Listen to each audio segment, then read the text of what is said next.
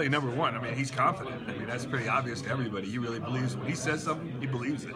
And I think he has the ability to motivate and get players, most importantly, to buy in. And I think what he did at Montana State, what he did at Idaho State, pretty incredible in how he did it, because you have to go through some tough years to get to where they were last year at Idaho State.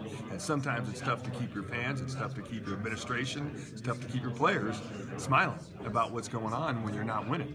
And not only not winning, but for that first year they weren't very competitive.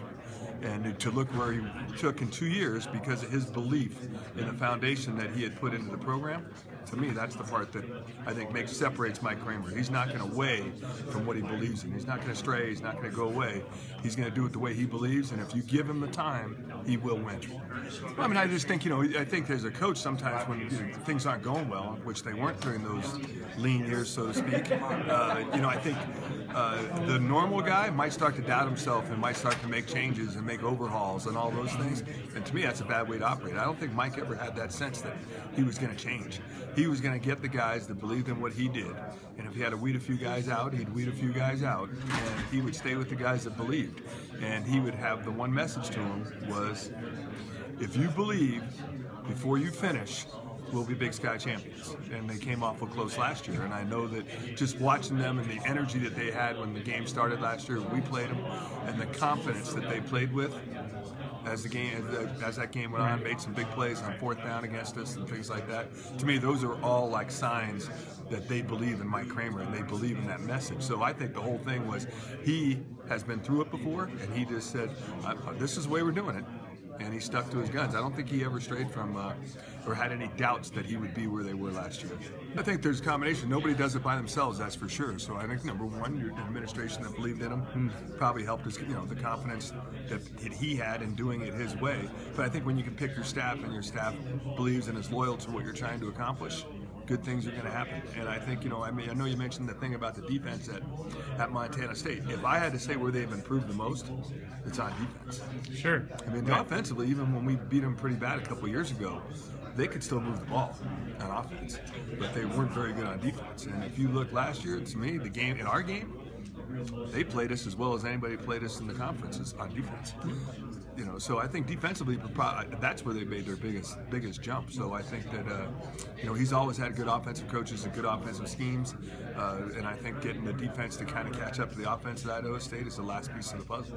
Great hire. That's the other thing. And I think the Northwest, that's his area, that's his place. I mean, he is Idaho, Washington, Oregon, Montana type of a guy, and I think that that was a great hire by Idaho State. I had no doubt that they would win. I didn't know how quickly they could get it done, but I think that he did it. And I think really what he did is he started from the bare bottom. He said, we got to establish a foundation, and we got to put the first story on before we even start talking about the second story. So I think he had a plan in mind, and I knew he would, just like he did at Montana State. I think what Mike has done everywhere he's been, he wins. And I think that if they give him the opportunity, which I was talking to him last night, I'm sure they're gonna, in the next 5 years, I bet you they have 4 or 5 back-to-back winning seasons, and that'll make that statement go away, hopefully, for Idaho State football. And I think everywhere he's been, he's left his stamp on the programs he's been involved with. Well, I think that all of us out there, someplace in the back of our mind, that exists. But I think the number one place you have to be in this conference, you got to find your way into the playoffs somehow, some way. And the easiest way to do it is to win the Big Sky Championship. So I think you got to start with that as your goal, and I would assume that that's what he does too. And then once you get to that next, it's like season number 2. Okay, now our goal is to go get that national championship. But as you get older, which we are, we were walking down here, we're not getting any younger. But the thing is that like I said, leaving a stamp, leaving a legacy. I think that's really what he wants to do. And wherever Idaho State is 15 years from now, I think he wants to make sure that Mike Kramer's stamp is kind of the thing that kind of propelled it to wherever it ends up 10, 15 years down the road. Yeah, I think it is. I really do think that 2 things. I think it showed that team that they were, that was a huge game for both of us. And I think the community bought into that game. And I think Mike probably and the university did a good job of selling it that way when it got to that point. But I also think, I had been there. I've been there several times as a coach. And you try to tell your players what it's going to be like, but they don't necessarily get it right away until they get thrown into the deal and let's go play. And before we batted an eye, it was 17-0 in the first quarter. Yeah.